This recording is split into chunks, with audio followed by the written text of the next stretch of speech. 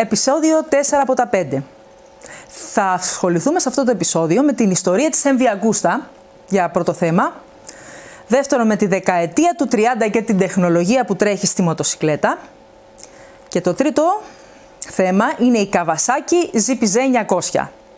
Καλή διασκέδαση. MV Agusta. Γιατί μιλάμε για την MV Agusta? Μιλάμε γιατί είναι μία από τις σημαντικότερες εταιρείες κατασκευής μοτοσικλετών του 20ου αιώνα.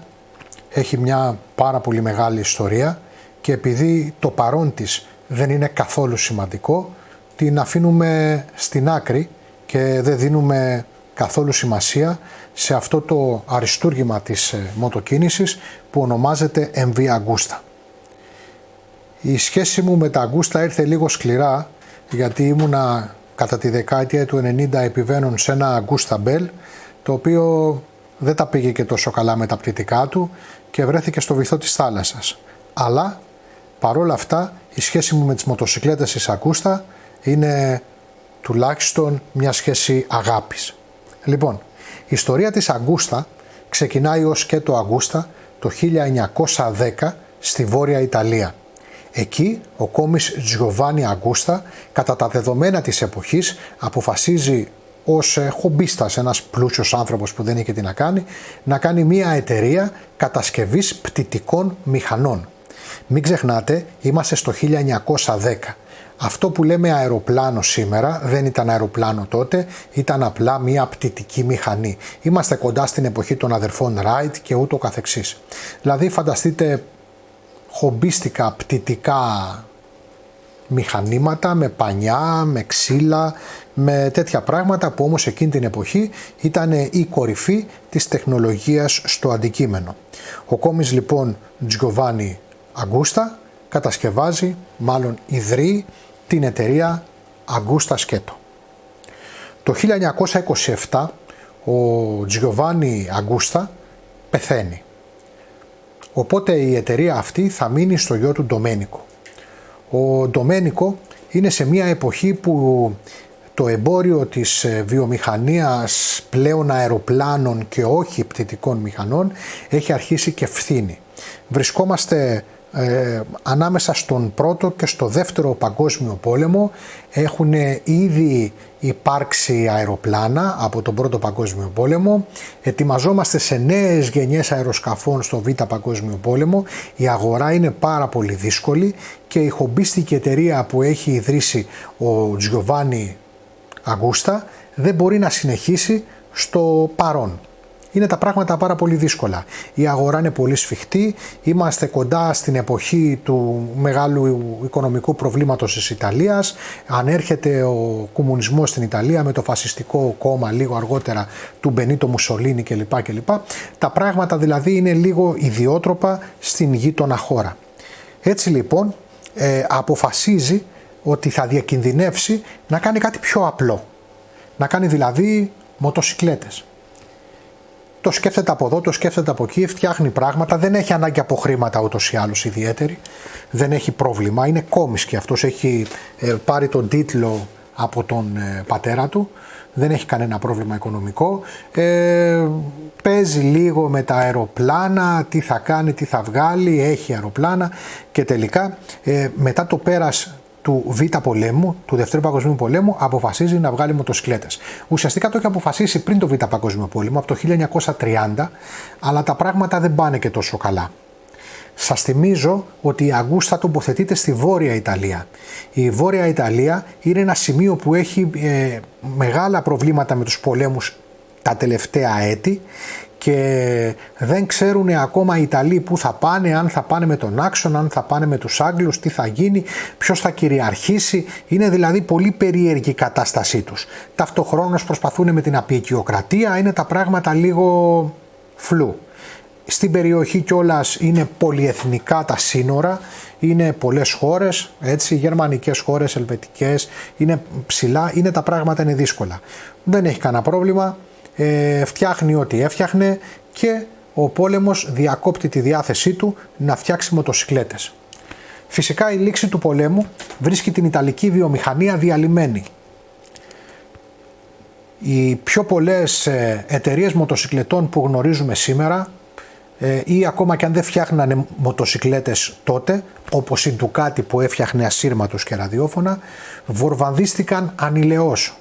Διότι μην ξεχνάμε ότι οι εταιρείες που έχουν τον αετό για σήμα, όπως η Ducati, όπως η Moto Guzzi, λέω τώρα μερικά πράγματα, ήταν άκρος καθεστωτικές και υπέρ του άξονος. Έτσι, οι συμμαχικές δυνάμεις τις βορβαντήσαν ανηλαιώς και τις ισοπεδώσανε. Έτσι, η Ιταλική βιομηχανία είναι στα πατώματα. Αυτό όμως δεν ισχύει για την Αγκούστα που ουσιαστικά δεν υπήρχε, δεν έγινε και τίποτα, δεν είχαν κανένα αετό για σήμα, μοτοσυκλέτες της δεν υπήρχαν για να συμμετάσχουν στον Β' Παγκόσμιο Πόλεμο εναντίον των Άγγλων και ούτω καθεξής. Έτσι λοιπόν το 1945 αρχίζει την ανάπτυξη ενός μοντέλου. Συνήθως όταν ξεκινάνε να φτιάχνουν μοτοσυκλέτες αγοράζουν ένα κινητήρα και τον βάζουν κάπου. Όπως έκανε ας πούμε η Ducati την ίδια εποχή με το Κουτσιόλο. Αυτό δεν συνέβη όμως στην Αγκούστα, η οποία ανέπτυξε έναν δικό της κινητήρα. Λοιπόν, βάζει στο κομμάτι των μοτοσυκλετών μπροστά τα αρχικά Meccanica Vergara, όπου από εκεί προέρχεται το MV, πλέον δηλαδή δεν είναι η εταιρεία Agusta σκέτο, είναι MV Agusta, και βγάζει έναν κινητήρα δίχρονο 98 κυβικών, τον αναπτύσσει και τον ονομάζει Vespa. Αυτό όμως είναι ένα πολύ μεγάλο πρόβλημα, γιατί εκείνη την εποχή, αν και η Piaggio κυκλοφορεί το Paperino, τα σκούτερ είναι πολύ της μόδας της Ιταλίας και γενικά στην Ιταλία και γενικά σε άλλες περιοχές του πλανήτη, γιατί χρησιμοποιήθηκαν κατά κόρον από τους Αμερικάνους στο στρατό. Δηλαδή είχαν ένα σκούτερ για το συσίτιο, ένα σκούτερ για να κουβαλάει βόμβες, ένα σκούτερ για να κουβαλάει πάγο, ένα σκούτερ για να κουβαλάει όπλα, έτσι, διάφορα μοντέλα σκούτερ. Είδαν λοιπόν τη χρηστικότητα των σκούτερ οι Ευρωπαίοι και οι Ιάπωνες κλπ. Και γυρίσανε προς το σκούτερ. Τότε όμως η προσπάθεια των Ιταλών, το Paperino δηλαδή της Piaggio, δεν ήταν και το καλύτερο, γιατί ναι, είχε εντελώς αμερικάνικο design και δεν τέριαζε στο γούστο των Ιταλών. Αλλά δημιουργούσε πρόβλημα, γιατί το 46 βγαίνει η Vespa σαν όνομα και έρχεται σε άμεση αντιπαράθεση με το όνομα που ήθελε να δώσει στο μηχανάκι του ο Ντομένικο Αγκούστα. Vespa και Vespa λοιπόν δεν γίνεται, αν και η Vespa του Αγκούστα δεν ήταν σκούτερ, ήταν moped, παρόλα αυτά δεν ήταν εφικτό. Έτσι πάρα πολύ απλά έρχεται σε μία ρήξη με την Piaggio, το συζητάει, τα βρίσκουνε και βγάζει το μηχανάκι του, το βγάζει απλά 98.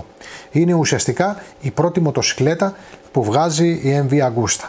Αρχίζει ένα τεράστιο πανηγύρι και τα πράγματα πάνε πάρα πολύ καλά.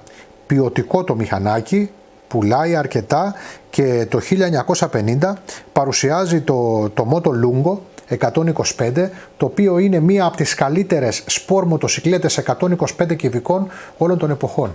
Τα 125 αλλά και τα 90 και 50 κυβικά εκείνη την εποχή είναι πολύ σημαντικά. Δεν είναι όπως σήμερα που έχουν χαθεί αυτοί οι κυβισμοί και όταν έχουμε ένα μηχανάκι 500 κυβικών λέμε μεσαίο και ούτε μικρό. Μεσαίο λέμε το 800. Οι κυβισμοί είναι διαφορετικοί τότε και έχουν διαφορετική σημασία. Ιδιαίτερα όταν βρισκόμαστε σε μια μεταπολεμική διαλυμένη Ευρώπη, είτε είσαι στην πλευρά των νικητών είτε στην πλευρά των ηττημένων, τα χρήματα είναι λιγοστά και τα φτηνά μηχανάκια είναι πολύ σημαντικά. Αυτό εντωμεταξύ ήταν και πάρα πολύ γρήγορο και πάρα πολύ δυνατό. Ο Ντομένικο δεν μένει εκεί πέρα, συνεχίζει και είναι μία από τις πρώτες εταιρείες του πλανήτη Γη, η Αγκούστα στη μοτοσυκλέτα, που φτιάχνει εργοστάσιο μακριά από την έδρα της. Έτσι ο Ντομίνικο Αγκούστα φτιάχνει δεύτερο εργοστάσιο στην Ισπανία. Αυτό είναι πολύ σημαντικό, γιατί να πούμε ότι η Ισπανία έχει μείνει εκτός του Β' Παγκοσμίου Πολέμου λόγω του προγενέστερου εμφυλίου της.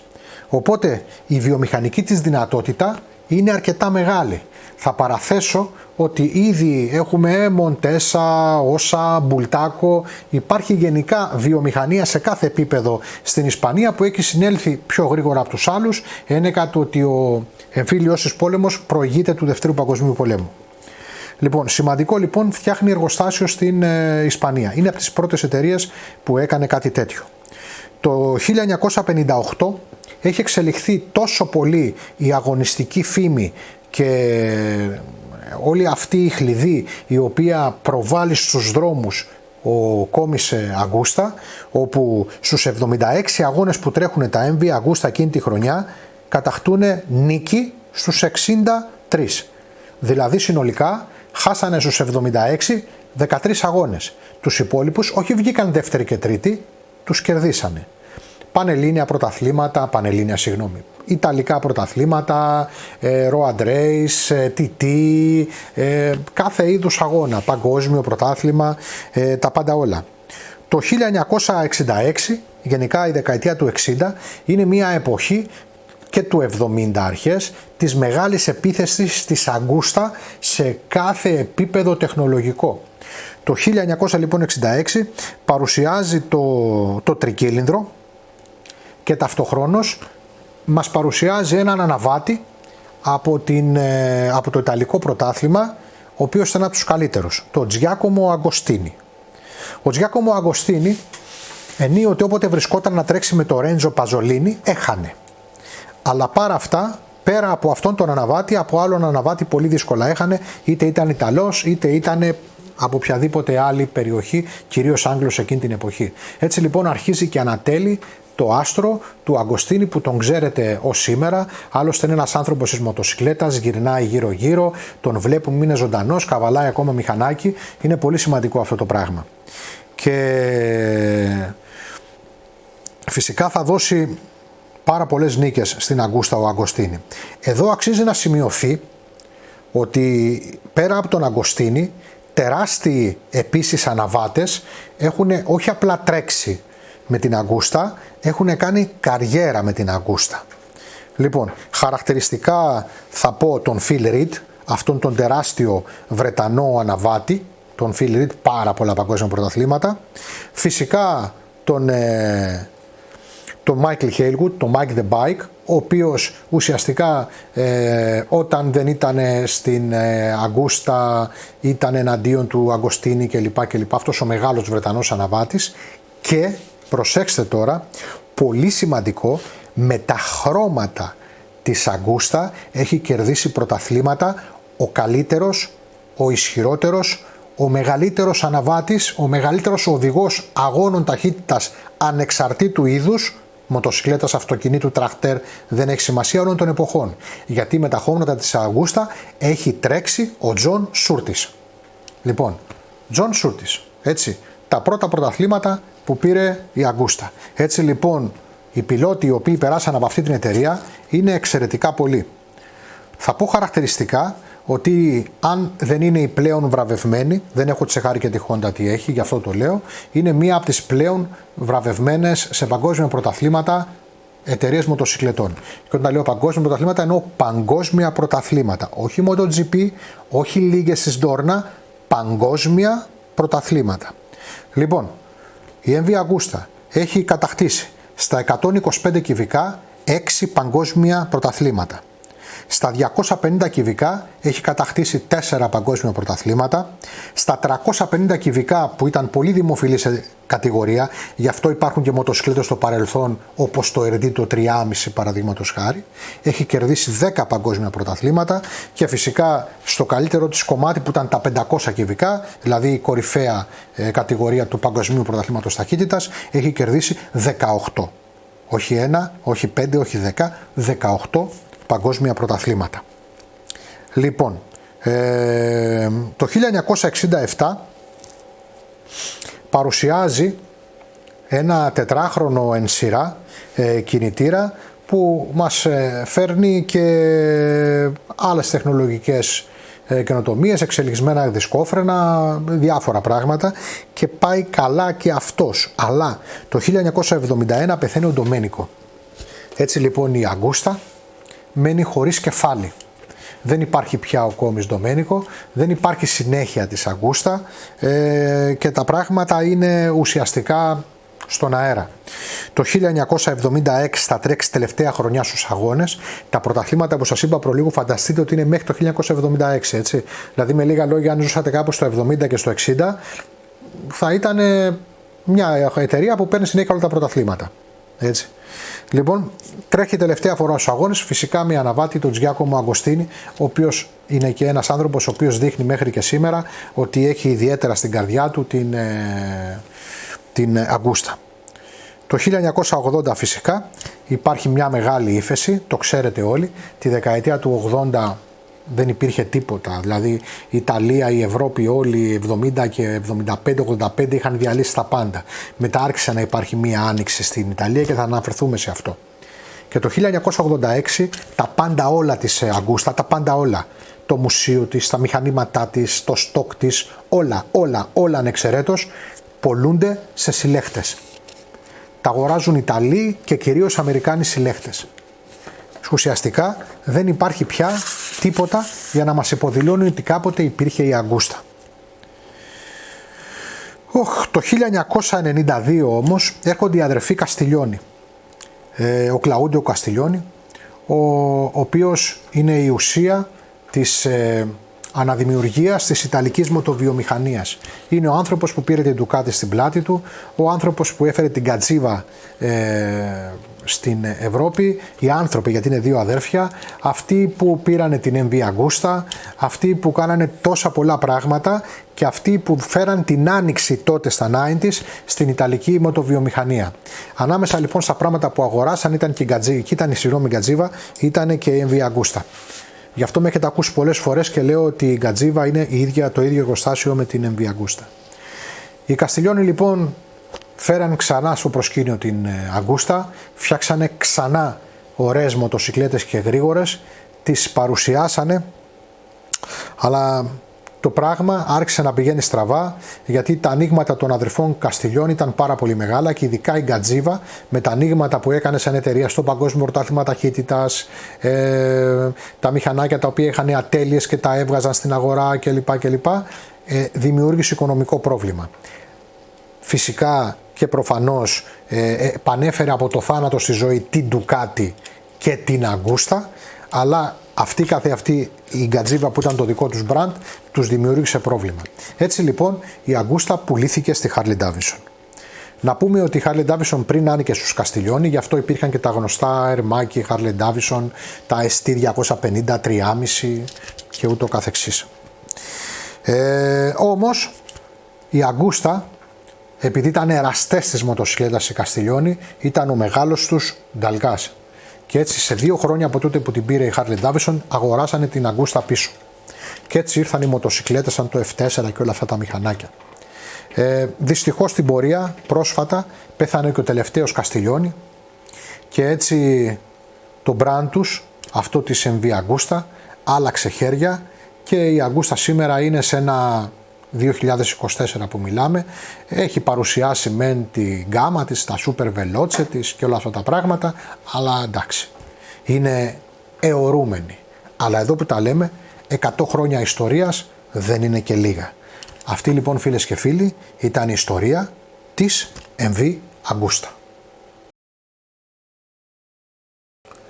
Με έχετε ακούσει σίγουρα πολλές φορές να λέω ότι η τεχνολογία της μοτοσικλέτας, η μηχανολογική τεχνολογία της μοτοσικλέτας έχει πει ό,τι είχε να πει μέχρι τις αρχές του Δευτέρου Παγκοσμίου Πολέμου. Δηλαδή, κατά τη δεκαετία του 30 τα είδαμε όλα. Ό,τι βλέπετε σήμερα σαν τεχνολογική καινοτομία και ό,τι βλέπετε γενικά τα τελευταία χρόνια ως τεχνολογικό επίτευγμα, από αυτόματα κυβότια, από χρονισμούς, από τα πάντα, ό,τι μπορείτε να φανταστείτε, έχουν συμβεί όλα πριν το 1940. Απλά ο χρόνος, η βιομηχανοποίηση, ο τρόπος, το κόστος είναι αυτά που φέρνουν ως παράγοντες κάτι στη σημερινή μας εποχή. Αν ζούσατε το 1920 και το 1930 θα είχατε μείνει κάγκελο με την εξέλιξη της μοτοσικλέτας. Δηλαδή θα βλέπατε από εκεί που είχαμε μόνο κύλινδρα, μικρά μηχανάκια του τίποτα με κυβισμό, όχι μικρό, συγγνώμη, με κυβισμό, ξέρω εγώ, μονοκύλινδρο με κυβισμό 2-3 χιλιάδες κυβικά και με 3 άλογα απόδοση, πώς ξαφνικά βρισκόμαστε σε υπερμοτοσυκλέτες. Και όταν λέω ξαφνικά, εννοώ ξαφνικά. Μιλάμε για εξέλιξη 20 χρόνων. Σκεφτείτε την εξέλιξη της μοτοσυκλέτας σήμερα σε 20 χρόνια, από το 2004 μέχρι το 2024. Τι είναι? Τίποτα. Τι σου έχουν βάλει? Φλασάκια να αναβοσβήνουν ραντάρ, traction control, δεν υπάρχει κάποια εξέλιξη, τίποτα. Και αν πας και πίσω, ακόμα πιο πίσω μέχρι σήμερα, πάλι δεν υπάρχει καμία εξέλιξη. Όλο φρουφρού και αρώματα είναι, δεν υπάρχει τίποτα. Έτσι, και το ABS είναι του 1912 εφεύρεση, μην μπερδεύεστε, έτσι. Λοιπόν, πάμε λοιπόν στο 1930 που όλα τα πράγματα εξελίχθηκαν. Να δούμε μερικά μηχανάκια του 1930, να δούμε τι συνέβαινε. Διότι αυτό που συνέβαινε ήταν πραγματικά εκπληκτικό. Θα δείτε στη λίστα που θα σας λέω με τις επιδόσεις και τα μηχανάκια πώς προχωράει η απόδοση μέσα σε μία δεκαετία. Τα μηχανάκια που θα αναφέρω όλα είναι αρκετά γρήγορα. Να ξεκινήσω με το σκιούρο της Scott, ο οποίος είναι ένα μηχανάκι που ουσιαστικά υπάρχει από τη δεκαετία του 10, αλλά το 1930 το βρίσκει σε μια εξαιρετική κατάσταση ακόμα, στην έκδοση TT, δηλαδή την αγωνιστική του έκδοση. Γιατί το αναφέρουμε αυτό το Scott το μηχανάκι? Διότι αν δείτε τον κινητήρα του μεμονωμένα, είναι σαν να βλέπετε ένα σύγχρονο δίχρονο, δικύλινδρο. Δεν υπάρχουν ψύχτρες, είναι λιασμένοι οι κύλινδροι, είναι υγρόψυχτο κανονικά και έχει τρόποτινά θάλαμους διαστολής. Έχει λίγο περίεργους θάλαμους διαστολής, αλλά τους έχει. Είναι δηλαδή ουσιαστικά μία μοτοσυκλέτα 500 κυβικών δικύλινδρη εν σειρά δίχρονη, η οποία σαν κινητήρας η τεχνολογία του είναι πολύ κοντά σε ένα πολύ νεότερο, σε ένα σύγχρονο θα έλεγα. Το καταλαβαίνετε? Υδρόψυχτο. Ουσιαστικά τέτοια μηχανάκια παραγωγής τα πρωτοείδαμε σε αυτή τη μορφή με το GT7,5 της Suzuki τη δεκαετία του 70. Πιο πριν είχαμε μηχανάκια όπως τα Mach και τα RD που ήταν αερόψυχτα, ψύχτρες, έτσι, δικύλινδρα και τρικύλινδρα δίχρονα. Λοιπόν, να προχωρήσουμε όμως λίγο το χρόνο. Αυτό είναι το πιο παλιό μηχανάκι το οποίο θα δούμε της δεκαετίας του 30, το οποίο και να πάμε στο Chatter Lea, το Super Sport, ένα μηχανάκι της Αγγλίας, μια μοτοσυκλέτα αγγλέζικη του 1930, η οποία αν και ήταν 350 κυβικά, μονοκύλινδρη τετράχρονη, η τελική της ήταν 165 χιλιόμετρα. Το καταλαβαίνετε? Μονοκύλινδρο τετράχρονο του 1930, μαμά, όχι φτιαγμένο από το εργοστάσιο. Τελική ταχύτητα 165 χιλιόμετρα. Οι τελικές ταχύτητες τότε δίνανε πολύ μεγάλο στίγμα της εικόνας μιας μοτοσυκλέτας, διότι ήταν ο τρόπος που γίνονταν κατανοητές οι επιδόσεις ενός οχήματος. Πώς σήμερα σου λένε, ξέρω εγώ, έναν τύπο για να καταλάβεις την απόδοση ενός ηλεκτρικού, σου λένε ένα χαζό τύπο να στο αναλύσουν σε άλογα, σε ύπους. Κάπως έτσι τότε ο κόσμος καταλάβαινε με το πόσα χιλιόμετρα πάει. Άλλωστε οι παλιότεροι θα σκεφτείτε ότι όταν έβλεπες ένα καινούριο μηχανάκι, αυτοκίνητο κλπ. Η πρώτη ερώτηση ήταν που σου λέγανε πόσο πάει και δεν εννοούσαν πόσα λεφτά κάνει, εννοούσαν ποια είναι η τελική του. Λοιπόν, το Norton, το Model το 30, το οποίο ήταν και αυτό του 1930, νέα η Norton τότε, ξεκίνησε την καριέρα της με μοτέρ της Peugeot η Norton, τώρα πια έχει πάει εδώ και 15 χρόνια περίπου το 30 σε δικά της μοτέρ, παρουσιάζει 490 κυβικά, μονοκύλινδρο τετράχρονο, το οποίο είναι το πρώτο μηχανάκι το οποίο έχει πλήρως αλουμινένιο κινητήρα, πλήρως. Ο κινητήρας του είναι αλουμίνιο. Επίσης αλουμίνιο και το τεπόζιτο αγωνιστικού τύπου με λουριά και λοιπά, αυτά που βλέπετε καμιά φορά στα φτιαγμένα και καλά που παρουσιάζουν τα καφέ race και λοιπά, τέτοια πράγματα. Λοιπόν, το Excelsior Maxman είναι μια απίστευτη μοτοσυκλέτα της βρετανικής πάλι Excelsior, μια μοτοσυκλέτα η οποία είναι μόλις 250 κυβικά, έχει 2 κεντροφόρους επικεφαλής, έχει 4 βαλβίδες και το μηχανάκι γαζώνει στα 170 χιλιόμετρα την ώρα, 250 κυβικά. Ωραία. Μετά το 1938 έρχεται μία από τις σημαντικότερες μοτοσυκλέτες της ιστορίας της μοτοσυκλέτας. Έρχεται στην πρώιμη της μορφή, δηλαδή έρχεται η Vincent, όχι η Black Shadow, η Rapid. Ένα μηχανάκι πριν. Πρόκειται για μια μοτοσυκλέτα 998 κυβικών με V2 κινητήρα, με έναν κεντροφόρο επικεφαλής, ο οποίος δεν έχει ακόμα τα 200 τόσα χιλιόμετρα που είχε η Black Shadow, αλλά έχει 180 χιλιόμετρα τελικής. Μαμά. Να σημειωθεί ότι αυτή η μοτοσικλέτα έχει ένα πυρούνι μπροστά, το οποίο είναι αυτό που συναντούμε σήμερα σε γερμανική βιομηχανία με το όνομα Paralevel. Αυτό το πυρούνι έχει μπροστά τότε. Πίσω έχει μία ανάρτηση την οποία τη συναντούσαμε σε ιαπωνική εταιρεία κατά τη δεκαετία του 80 με το όνομα Monocross. Και μάλιστα καλύτερη, με τόσο αμορτισέρ. Να μην συζητήσουμε ότι είχε διπλά ταμπούρα εμπρός, και όταν λέω διπλά δεν εννοώ δύο έκεντρα στα ταμπούρα, αυτά τα είχε ούτως ή άλλως. Εννοώ δύο ταμπούρα. Πώς σήμερα τα μηχανάκια έχουν δύο δισκόφρενα εμπρός, έτσι και αυτό είχε δύο ταμπούρα εμπρός. Του αδιανόητου τεχνολογία, την οποία ακριβώς η ίδια τεχνολογία σκελετικά και σε αναρτήσεις κλπ. Είχε και το μικρότερο αδερφάκι της, το Vincent το Comet το 498, που απλά ήταν μονοκύλινδρο αντί για δικύλινδρο όπως ήταν μεγάλη αδερφή. Το Vincent το Comet υπάρχει στα κόκκινα φεγγάρια σε τεστ. Πολύ σημαντικές για τις Ηνωμένες Πολιτείες Αμερικής είναι οι μοτοσυκλέτες της Crocker. Δεν τις ξέρετε γιατί δεν είσαστε στην αμερικάνικη αγορά, αλλά ένα μοτέρ Crocker σήμερα είναι περιζήτητο για να μπει σε ένα οτιδήποτε φτιαγμένο custom αμερικάνικο μηχανάκι. Η Crocker ήταν μια πάρα πολύ μεγάλη εταιρεία στα χρόνια της, που δεν υπάρχει πια, και το 1938 μας έδινε ένα V2 κινητήρα 1000 κυβικών με 177 χιλιόμετρα υποσχόμενα minimum τελικής. Λοιπόν, το Velocette το KTT το 348 κυβικών μονοκύλινδρο μας έδινε 170 χιλιόμετρα την ώρα, έτσι, και πάμε στη ραλί την 500 TT. Ξέρετε τα ποδήλατα που βλέπετε πως τα διαβάζαμε μικροί, ralates, πώς τα λέγαμε όταν ήμασταν μικροί, που ραλί τέλος πάντων. Έβγαζε μηχανάκια, ήταν πολύ δημοφιλής εταιρεία αυτή στα μηχανάκια, μην τη βλέπετε που σήμερα είναι μόνο ποδήλατα. Υπάρχει ευτυχώς.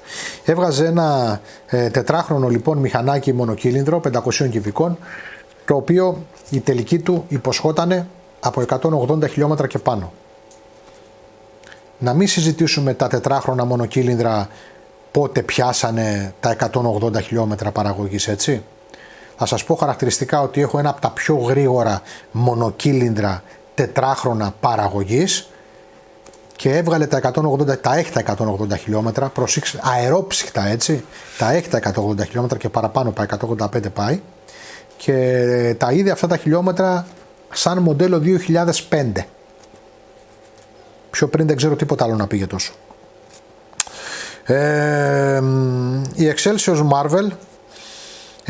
Marvel του 1933 είναι ένα μονοκύλινδρο μηχανάκι το οποίο έχει μόλις 246 κυβικά με μια τελική στα 170 χιλιόμετρα, αλλά προσέξτε, εμφανίζονται πλέον σε ευρεία παραγωγή οι ακτινικές βαλβίδες. Ακτινικές βαλβίδες είδαμε στη δεκαετία του 80 στα τέλη και εν συνεχεία πάρα πολλές φορές. Το AGS των 494 κυβικών με κινητήρα V4 πάντα παραγωγής έβγαζε 217 χιλιόμετρα την ώρα. Για ποιο λόγο? Γιατί φυσικά ήταν turbo. Αν πιστεύετε ότι τα πρώτα turbo μηχανάκια ήταν το ZPZ το 7,5, το Seca το Yamaha, το CX κλπ, ή το Moto Morini το 5 και ένα δεύτερο, όχι. Έτσι. Τα turbo μηχανάκια έχουν πολύ προγενέστερη ιστορία. Και προσέξτε τώρα εδώ πέρα μηχανάκι. Το Dakave, το SS. Είμαστε πάντα στη δεκαετία του 30, έτσι. Ούτε καν έχουμε προσεγγίσει τον πόλεμο. Στο 36, 37, εκεί είμαστε. Το SS το 250 είναι τρικύλινδρο. Μάλλον δεν μπορώ να το περιγράψω. Είναι τριμπίστονο. Έχει 3 πιστόνια. Τα 2 πιστόνια του είναι σε έναν κύλινδρο και το τρίτο πιστόνι δεν είναι λειτουργικό κατά την καύση, υπάρχει απλά για να σπρώχνει μείγμα στα άλλα 2. Το πιάνετε? Το ένα πιστόνι δεν κάνει έκρηξη, σπρώχνει μείγμα στα άλλα 2, τα οποία με τη σειρά τους, αν και 2, σε 2 μπιέλες, είναι σε έναν κύλινδρο μέσα. Λοιπόν, αυτό το μηχανάκι ήταν 250 κυβικά. και η τελική του ήταν 200 χιλιόμετρα. Έτσι, ωραία, τα λέμε καλά. Προχωρώντας, θα παρουσιάσω και τα υπόλοιπα μηχανάκια που θέλω να σας πω. Βρισκόμαστε στο 1935 ακόμα και έχουμε τη συμμετοχή της Husqvarna. Η Husqvarna μην τη βλέπετε σήμερα που την έχουν οι Ινδοί. Η Husqvarna είναι μια από τις αρχαιότερες εταιρείες με συμμετοχή, με παγκόσμια πρωταθλήματα, με ό,τι θέλετε. Το 1935 λοιπόν παρουσιάζει το τετέ της, ευνόητα για αυτούς του τύπου αγώνες, των 500 κυβικών.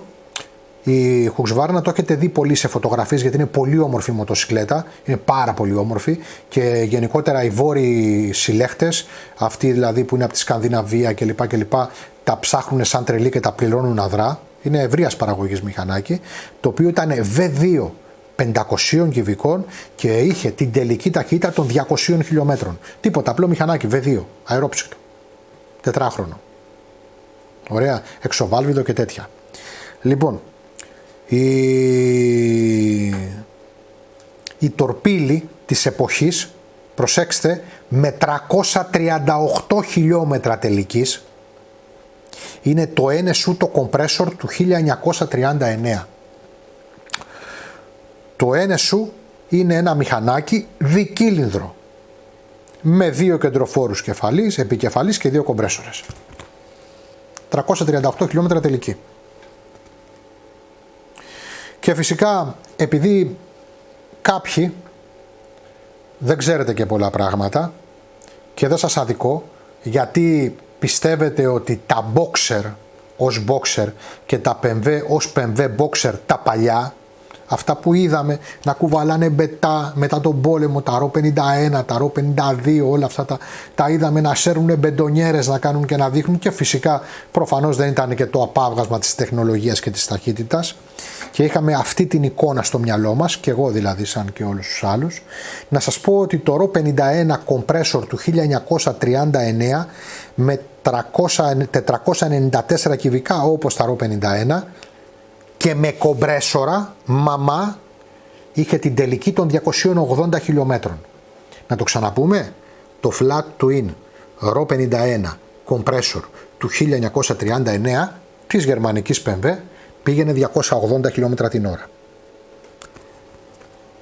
Αυτή λοιπόν, φίλες και φίλοι, ήταν η δεκαετία του 30. Μια χρυσή δεκαετία για την τεχνολογία της μοτοσυκλέτας. Και ψάξτε όλα αυτά τα μοτέρ που είπα στο ίντερνετ, να τα βρείτε, να τα δείτε, να τα θαυμάσετε. Γιατί η μοτοσυκλέτα είναι για να τη θαυμάζουμε. Το 1983 ήρθανε τα σαλόνια όπως έρχονται και τώρα, του Μονάχου, του Μιλάνου και ούτω καθεξής. Είδαμε μία Kawasaki εντυπωσιακή τότε, που ανάμεσα σε αυτά που μας παρουσίασε για το νέο έτος, το 1984, μας παρουσίασε και μία μοτοσυκλέτα η οποία έμελε να αλλάξει το ρου της ιστορίας της μοτοσυκλέτας και σήμερα εν έτη 2024, δηλαδή 30 χρόνια μετά, να ζούμε ακόμα στην εποχή της. Γιατί ουσιαστικά η τεχνολογία της είναι αυτή που έχουν και σήμερα οι μοτοσυκλέτες. 1983 λοιπόν Χριστούγεννα, μοντέλο 1984, Kawasaki ZPZ 900 Ninja. Πρόκειται για μια μοτοσυκλέτα η οποία τυπικά έχει 908 κυβικά, έχει 4 κύλινδρους εν σειρά, είναι υδρόψυχτη, είναι 16 βάλβιδη, παράγει 115 άλογα στις 9.500 στροφές, ενώ η ροπή της είναι στα 85 Nm στις 8.500 στροφές. Αυτό βέβαια συγκριτικά με τα όσα συνέβαιναν στη μοτοσυκλέτα τότε, δηλαδή τα μηχανάκια μέχρι τότε ήταν αερόψυχτα, είχαν άλλες αεροδυναμικές, δηλαδή είχαν αρχίσει απλά και βάζαν 4 βαλβίδες στον κύλινδρο τα Ιαπωνέζικα εκείνη την εποχή. Αυτό σχετικά με τα μηχανάκια της εποχής είναι κάτι πολύ προηγμένο, αλλά δεν είναι αυτό το οποίο τοποθέτησε το Kawasaki το ZPZ το 900 Ninja τόσο ψηλά στην ιστορία της μοτοσυκλέτας.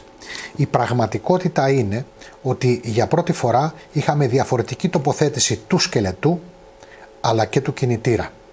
ο κινητήρας έγινε φερόμενο μέρος της μοτοσικλέτας. Οπότε οι σύνηθεις σωλήνες οι οποίες περνούσαν μέχρι τότε κάτω από τον κινητήρα δεν υπήρχαν και το μοτέρ έπαιζε ρόλο και σκελετού. Επίσης ο σκελετός ήταν απλωτός, δεν ήταν ραχοκοκαλιά, ήταν ένα εντελώς διαφορετικό μηχανάκι όσο αφορά δηλαδή το ζύγιασμα και τη γεωμετρία του. Ήταν κάτι εντελώς καινούριο. Είναι αυτό το οποίο ζούμε και σήμερα. Βέβαια, όπως έχω ξαναπεί, η μοτοσικλέτα σταμάτησε να εξελίσσεται στη δεκαετία του 30 και τα είχαμε αυτά τα πράγματα τότε. Αλλά για τα σημερινά μας δεδομένα, τότε άλλαξε αυτή η κατάσταση. Ο σκελετός ως φερόμενο μέρος έκανε τη μοτοσικλέτα ελαφρύτερη. Το μηχανάκι αυτό ήταν 228 κιλά, το οποίο ουσιαστικά δίνει κάτι λιγότερο από 2 κιλά ανά ύπο, πολύ καλό νούμερο, και ταυτόχρονα πιο ευέλικτο και πιο σωστά ζυγιασμένο, όντας ο κινητήρας πιο χαμηλά.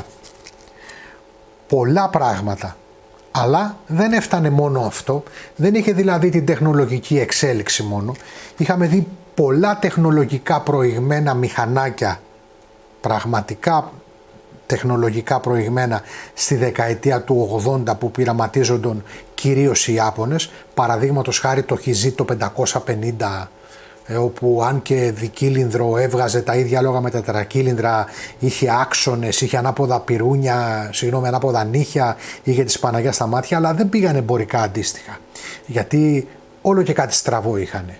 Το ZPZ το 900 έκανε την αλλαγή και πήγε και καλά εμπορικά, γιατί δεν είχε απολύτως τίποτα στραβό. Το αντίθετο ήταν και καλύτερο από όλα τα άλλα.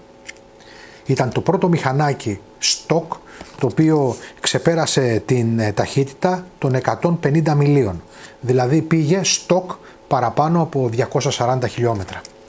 Πιστέψτε με, ειδικά στα ρολόγια του, γύρω στα 262 έγραφε. Σας το λέω εξ εμπειρίας, γιατί είμαι ιδιοκτήτης 3 τέτοιων μοτοσυκλετών και τις ξέρω καλά. Λοιπόν, το 1983 που παρουσιαζόταν το μηχανάκι ως μοντέλο 84, οι dealer του στην Αγγλία το ρίξανε στο Isle of Man. Ρίξανε 3 μηχανάκια περιποιημένα στο Isle of Man και πήρανε πρώτη και τρίτη θέση. Οπότε, όπως καταλαβαίνετε, η ιστορία είχε αλλάξει. Οι μοτοσικλέτες από εδώ και πέρα έπρεπε να μοιάζουν με το ZPZ 900 Ninja. Άλλωστε η ίδια η Kawasaki το έβγαζε μέχρι το 2003, η ίδια η Kawasaki χρησιμοποιεί ακόμα το όνομα στις κορυφαίες της μοτοσικλέτες. Παραδείγματος χάρη έχουμε το ETA2R Ninja, όπου είναι το ένα του κομμάτι το ETA2 από το δίχρονο και το άλλο το κομμάτι το Ninja από αυτό το συγκεκριμένο μηχανάκι. Αυτά είναι εξαιρετικά σημεία της ιστορίας της μοτοσικλέτας. Δεν φτάνει μόνο αυτό, δεν φτάνει δηλαδή ότι έχουμε μια μοτοσικλέτα που αλλάζει την ιστορία, αλλά έχουμε μια μοτοσικλέτα που χαρακτηρίζει τα 80's. Γιατί αυτή η μοτοσικλέτα θα πρωταγωνιστήσει με τον Tom Cruise στο Top Gun, αλλά για να είμαστε και τίμοι, το μηχανάκι που θα τρέξει εκεί πέρα δεν είναι ένα ZPZ 900, είναι ένα ZPZ 750 Ninja, ολόιδιο με το 900, που κυκλοφορούσε μόνο στις ΗΠΑ. Δηλαδή το μοτέρ ήταν λίγο μικρότερο. Θα συναγωνιστεί το φοβερό F14, τι ήταν αυτό δεν θυμάμαι, και θα γίνει icon μοτοσικλέτα για τη δεκαετία του 80. Να πούμε ότι η Kawasaki Industries, αυτός ο κολοσσός του πλανήτη Γη, στον τομέα των μοτοσικλετών, όταν ανοίγει στα site της, μία από τις 3 μοτοσικλέτες που περήφανα παρουσιάζει που έχει φτιάξει είναι το ZPZ το 900, το οποίο και οι ίδιοι οι μηχανολόγοι της Kawasaki το εκτιμούν για όσα πρόσφερε στην ιστορία της μοτοσικλέτας.